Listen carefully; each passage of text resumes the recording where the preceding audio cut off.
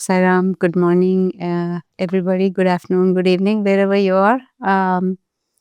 My name is Suryalakshmi Pochincherla, and I live in Seattle, Edmonds area in Seattle, close to Seattle.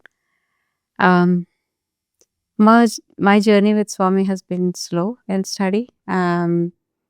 We moved around. We were in India, and we moved around in India, and around 1996, we moved to Chennai. And that's when my husband actually was working in a GMR as a electric company. And he had a colleague who actually gave a small picture of Swami. And he said, I believe in him. And that friend had a lot of miracles in his life. And he said, this picture will protect you, and Swami will protect you and give you all good things in life. And so my husband had that photo on his desk. And things actually drastically started changing from that. When we received that photo and we got curious, and we both like music. So he said, why don't you come to Sundaram? Sundaram is that center in Chennai. And he said, come to Sundaram, you will enjoy bhajan. So every Sunday, that was our routine. We finish early lunch and then take we have two kids, two girls, and all the four of us, we used to go to Sundaram and then attend the bhajans. We used to sit in the sand, attend the bhajans, and then go to beach. That's has been our routine for almost more than a year. And then my husband had an opportunity to come to USA. And at that time, again, we really went back and forth on, is this the right decision that we want to move to US or not? And my husband's sister, she knows about Swami, and they have a respect him as a guru, not necessarily like as a god. But she told us, like, why don't we go to Puttaparthi and have his darshan before you go to US? And this is 1999.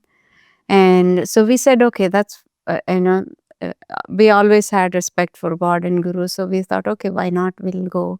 It's not like we were at that time considered Swami as God or anything. So we went. It was just a day trip, myself by my husband, and they came from Hyderabad. They live in Hyderabad. So they both came from Hyderabad, and we got the first and second seats. My sister-in-law and myself got us first and second. And then she said, okay, why don't you sit, because you're leaving to us, why don't you sit in the front row and I'll sit in the back. So I was in the first row. Swami came, he stood in front of me. And then my sister-in-law from the behind said, why don't you take Pad Namaskar? And again, I didn't know what it means at that time.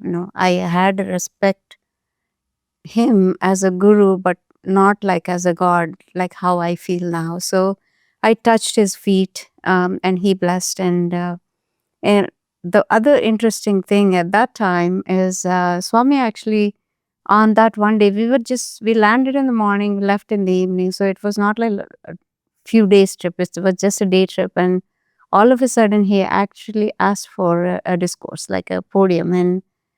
And the first few sentences I still remember is like, people go here and there, they're searching for money. They go to USA. I don't understand why they do it, and all of that. So that actually kind of made me question or doubt.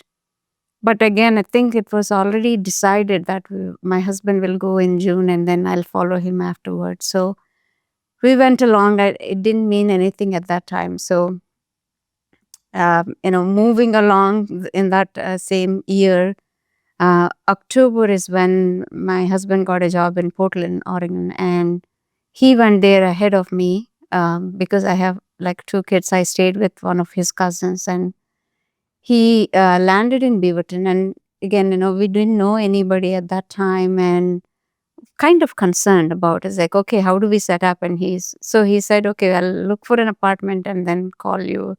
So he went, he landed, and he was received by one of the brothers there. And he was taken to a guest room, like a guest house, because there he was with a consulting company. So he went into the guest house, and then that person who took it was Ravi Teja, who was a Swami student, very sweet man. And it's almost like on his drive from airport to that guest house, he said, Anu, are you interested in bhajans or attending any kind of program? Because Friday evenings this bhajan happens in your house. Are you interested? My husband said, okay, why not? It's like, I'm not doing anything today. For today, that was a Friday. And then Saturday, Sunday, he went ahead and before the weekend so that he can settle and start his job on Monday. So he landed on Fridays like, I'm not doing anything, so why not? And the first thing after he calls, like, and after he lands there and then finishing after the bhajans, he calls.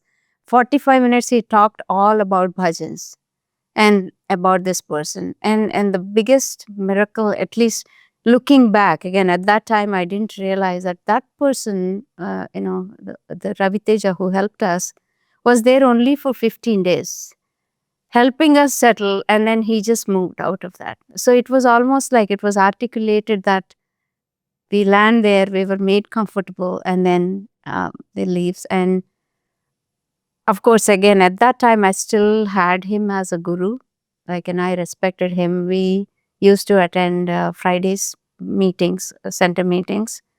And I think the following year is when, like, yes, everybody says that you are God. Again, at that point of time, we started going to the center activities and service projects. And of course, I think those are all things that we love to do with the family, like, with the kids. And kids are enrolled into the classes like SSC class. And of course, they enjoyed that company because they had other children to kind of look up to and then work with and play with, so to speak. And the following year, I asked, is like, everybody says you're God. Just show me that you're God. Because, at that time, I still didn't feel like, okay, this is God walking on earth. And at that time, my challenge to Swami was, okay, I won't buy a picture of you. At that time, we didn't have a picture of Swami at our home. And I won't buy a picture of you. You have to send me a picture if you are God. Like, I don't know. It was a silly challenge maybe. But the next year we went to a retreat. And that particular retreat, there was a photo. Somebody, actually came up to me and says, this photo is for you. And that really made me realize that it is, there is something more to Swami than just Guru. And that made me truly believe that he is God walking on earth. And of course, it took me few years to kind of hone into that faith that he is God and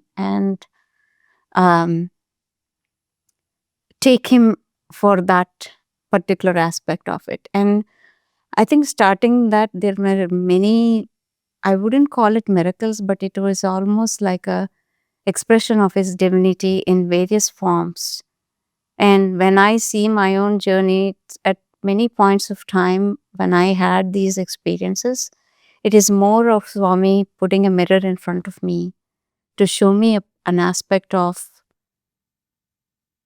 not only his divinity, but also something that I needed to know at that point of time for me to be what he wants us to be, to realize my own innate divinity. And reflecting back again, I had so many of the blessings, and I always felt that he was there for me, with me as well, and in some of the most challenging times as well. And what is really profound for me, again, my parents, and have deep gratitude for my parents, where they inculcated that deep spirituality, not just like rituals of do this puja, that puja, but my father really attempted when took me every Sunday to a Bhagavad Gita class or this or that, and he encouraged my questions. He never like, okay, don't ask or whatever that is. He never gave some other answer to shush me down, but he encouraged my questions, and that he actually fueled the curiosity. And that's what I found where I started in my younger years, that curious questions. I felt most of those questions were answered, like, why should we even just sit down and, meditate or all of that. And I always felt that, the service was aspect was there from the beginning, but the experience was enhanced. And I feel like, my heart opened because of these additional perspective that Swami gave me, is how I feel. And I wouldn't really call it miracles, but I feel like he expressed his divinity at multiple times in my life. And one of the recent ones is really very touching for me, because um, we sold our home in 2021, and then we bought a new house in 2022, October timeframe. And like, in a long story short, that was also his um, a manifestation of his divinity, how that house came to us. And it was an old home, so we had to renovate it. And then when we were renovated, all our neighbors, we had about 6 neighbors. We are kind of like, supporting each other very well. It was a new community for us. We've been in Seattle area for almost like 15 years, but this community was very new and mostly all Western. There is no Indian community in that area, but we never felt that was not part of our community. Everybody, when we actually moved first day, and everybody in the neighborhood came to us and greeted and introduced themselves. So we felt very warm and welcomed. And when our house renovation was complete, so we wanted to do something good. I mean, bring them all together in the neighborhood, and then just have a um, dinner together. But my other intention also was to kind of introduce Swami to my community, because I know that my life has been better. I am a better person because of knowing Swami, and I had that deep, intense, compelling, urge to, so to speak, to spread his message. And I invited my neighbors with that intent.